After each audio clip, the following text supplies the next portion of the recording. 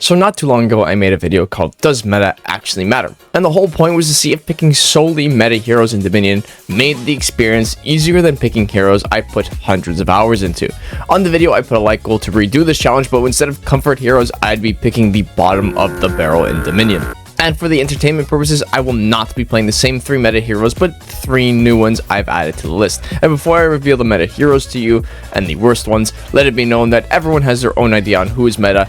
Even if their opinion might be wrong or whatever you think it is, they are entitled to it, so don't diss people for their opinions. With that being said, the meta squad for today's video will be the following heroes. Afeera, she was an easy choice, no doubt about how versatile and how volatile she can be in a 1v1 and in teamfight scenarios alike. Shaolin, I've always believed this hero to be insanely busted in the right hands, and a good Shaolin will nuke your health bar in seconds with 2 wrong reads. And lastly, I kind of struggled with who I wanted to put here, because most of the heroes I've been thinking about can be up for debate, including this one. But I'm going to put JJ here because he's got almost everything other than undodgeable, and I've always thought he was a solid pick for any team comp. And for the worst of the worst, I'm going with Nuxia, a hero nobody probably is surprised to see on this list. Even one of the best Nuxia mains in the world predicted that she'd be on this list. Conq is going up next. He's a mixed bunch for me. While I feel he can be really effective, nothing stops the fact that my opponents can walk away from me and I can't do anything about it. And lastly, again, nobody is surprised about Sohei will make a 4th appearance on this channel because, you know what, we can't get enough of him. And just as an added note, I'm playing all of these games with 2 of my fingers having hairline fractures on my right hand, an injury I sustained while playing in my soccer league. Will my injury make me play awful, or will these heroes be so goddamn easy and brain dead to play that even with 2 fractured fingers, they're just as effective? And if doing this video with 2 fractured fingers is enough for you to sub, then honestly, I don't know what the fuck is. The first game comes down to my Afeera. Now, Afeera is an easy pick in all honesty. She is the fastest hero in the game, bar none. She has a really good blue-orange mix-up, superior block on dodge handles, infinite chains, really good feats, and she is one of 2 heroes with a mid-chain crushing counter. The only other hero with that being Varangian Guard. The only actual downside I could really think about is that you just can't spam her dodge cancels like you can with Shinobi, because her dodge cancels don't have deflect frames. But is that really a disadvantage? Not only was Afeera first, but it was also my first game of the day, and man, did I not like what I was going up against. Pirates, Shinobi, and Onslaught, 3 absolute S-tier heroes.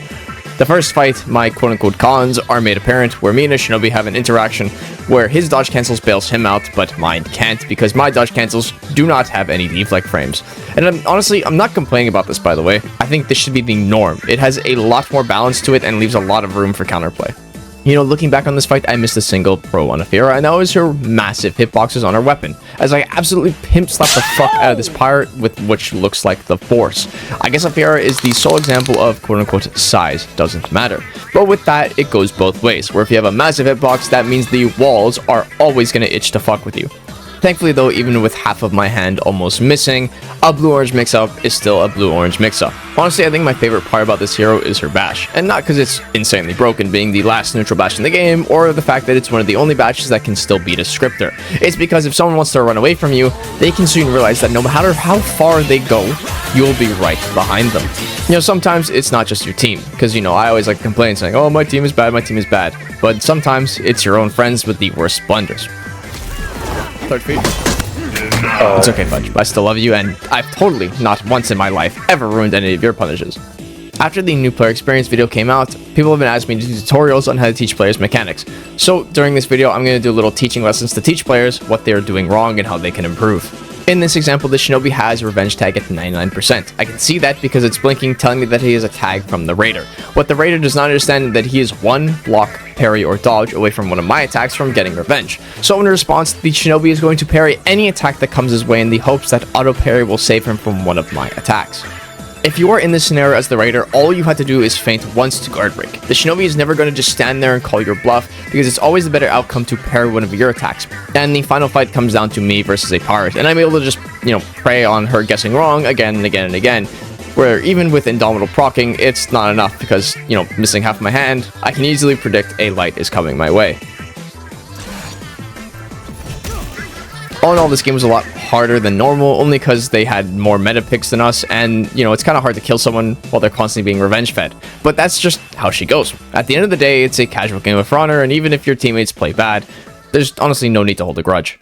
Next up was the Shaolin game, and this was definitely going to be a hard one. A rep 1500 on their team I already know was a good player. It also doesn't really help that they just had kind of the better heroes going in this match.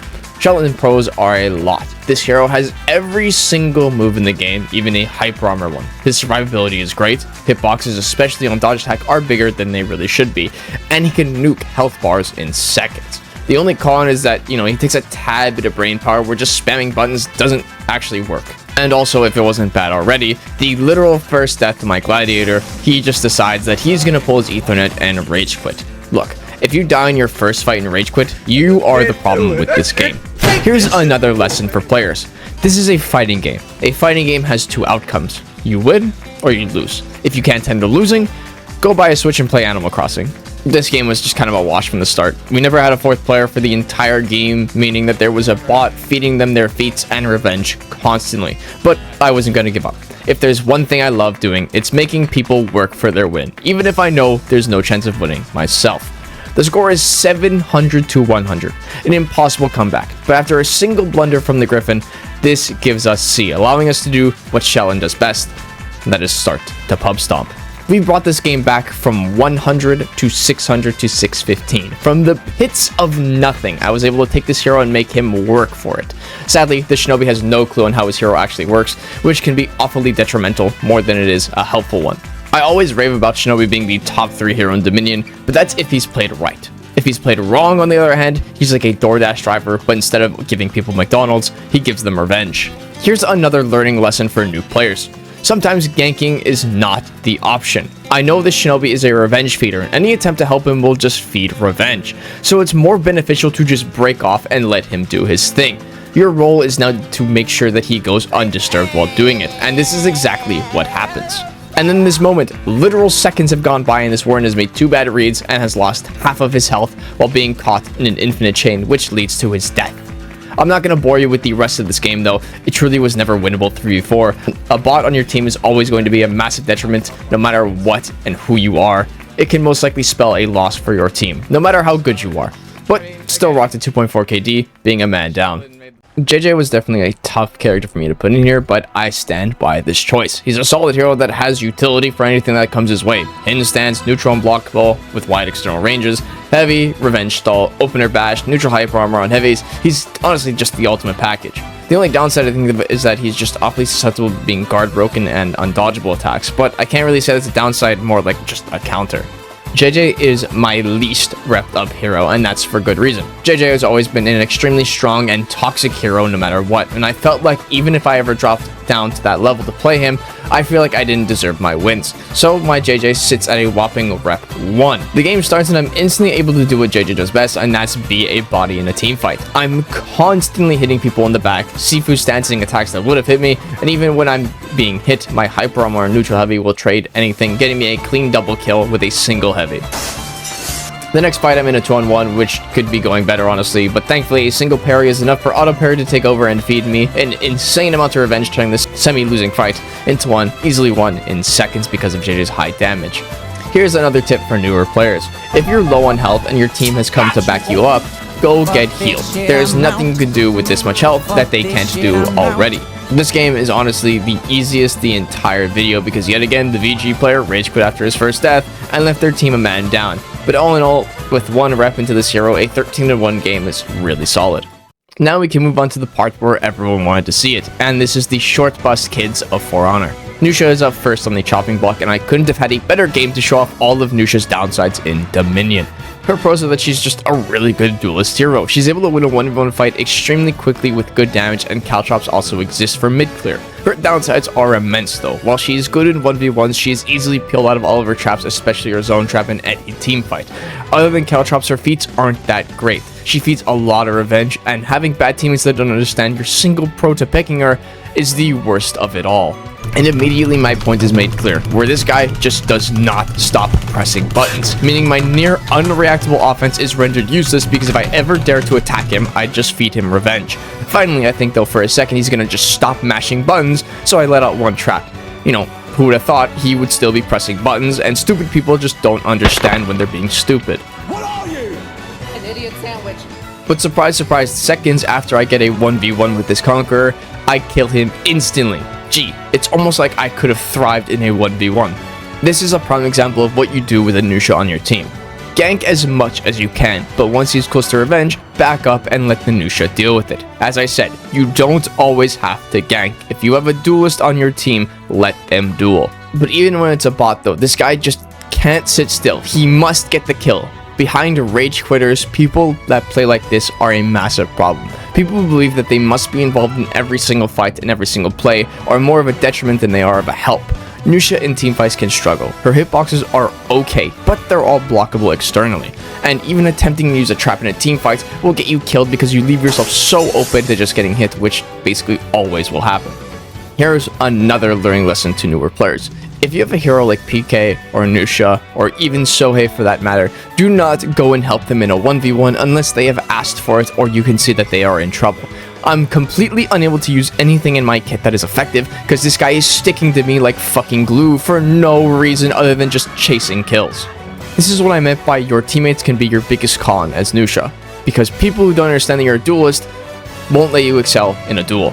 This game was a massive struggle, but not because my enemies were fantastic. They were fine. But ultimately, a single teammate made this game near impossible for me to play effectively. Conq is up next, and he is my most experienced hero. Now, I am heavily afflicted when talking about Conq. He's a weird hero with great pros, but the worst con in the entire game. Conq's pros can go as following: an insanely oppressive offense where you must make 50-50 reads constantly, a full block on missed bash that can trump any dodge attack, funny iframe dodge bash, and a wide swing unblockable that can really excel in team fights. Yet his con makes all of these pros obsolete. See, no matter how hard you start winning as a Conq, your opponent decides if you get the kill or not, for one simple reason. If you choose to run away from a Conq, he physically cannot do anything about it. And even if I rave about his full block, it is the worst one in the game because in order to go into that full block, you need to drop your guard for about 100 to 300 MS, which can get you killed. Instantly at the start of this match, I'm just able to abuse the fact that my opponent is incapable of adapting to just dodge bashes, so I basically dodge bash him to death. But also instantly, one of my cons is labeled and shown here, where I make a read on the Warmonger running attack, but as I drop into my full guard, it drops my guard, getting me killed. This game, my con was not really abused. See, Conq is extremely impressive, as I said. You gotta make a consistent read on everything he does. And this Warmonger just made wrong read after wrong read after wrong read, and that damage can rank up very, very quickly. Here's another learning lesson for players. When someone has a revenge tag, the last move you ever want to use on them is an opener bash. And here's another lesson. Do not use unfeintable attacks in neutral. You know, to thank my Ocelot for making every single fight with him harder, I decided it's easier to just get him killed with some friendly fire to make every single fight easier as comparison. I gotta say though, one of my favorite aspects of Conq is his superior block dodge attack. It's not a lot of damage, but it's more of the message it sends to your opponents and the mental damage it can cause your opponents. This was not a good game for them. Their Zerk basically rage quit on their third death, leaving their team without a player. The BP had to fight with a team that couldn't really fight together and just kept running in one by one by one. The hardest part of this game was just one single teammate making the game harder than it really needed to be. And lastly, we have Sohei. The more I played him, the better I've gotten with him. That saying, no matter how well you play a hero, a downside will always be present. Sohei's pros are pretty simple. His gimmick is a strong one. It's a massive threat to anyone at any time it's up, and will always be effective because off of one shot and full heals existence. But that's also his biggest con, where if you can't get your gimmick ready at all the entire game, well then your hero's stuck with bad damage, no external hitboxes that can go to someone's block, and easily peeled in team fights. Sohei lives and dies by his gimmick, and this game is a perfect example. This fight was an absolute struggle, and that's because to be effective in the later game, you need to forgo about 44 damage worth of guard break damage to get your max stacks. And if you can't get those guard breaks in the first place, well then you're just kind of in for a hard time. Before getting to my next fight, I have to take a look on which souls I'm missing and instantly try to get it as fast as possible, which works right here. Here's another learning tip that applies to anyone with a gimmick. The moment your gimmick becomes a threat to your opponent, they will most likely want to interrupt you with a light the moment you drop back into neutral. This is more of a fun trick I like to do with Sohei. See, as I said, he has zero external pressure with his unblockables, but for honor players will still dodge the move because it looks like it should connect with them. This can bait out bad options from players purely based on their bad habits. I'm able to get my souls against this Hito, and instantly this fight is really easy. First, the guy isn't fantastic, but it's the principle behind his second feat. See, the game says I am at critical health, but in reality, my health bar actually kind of looks like this when second feat is active with all souls. There's no instance where she wins this fight solely just because of this gimmick. Now, for the entire game, I'm able to just hold my souls in every single fight and have an immense threat because at any time I can just tell you, you're dead now. Then Hito tries again, and yet again my health bar looks like this the entire fight. But also, this guy decides that Hito lights aren't the way to go. I'm Hero Kiri. My best tool is my heavy. I must throw neutral lights. So yeah, the entire game I was able to haul into this immense gimmick while also having an actual decent amount of damage because of third feat. I mean, we're talking 27 damage light parries, which is actually pretty good in terms of damage.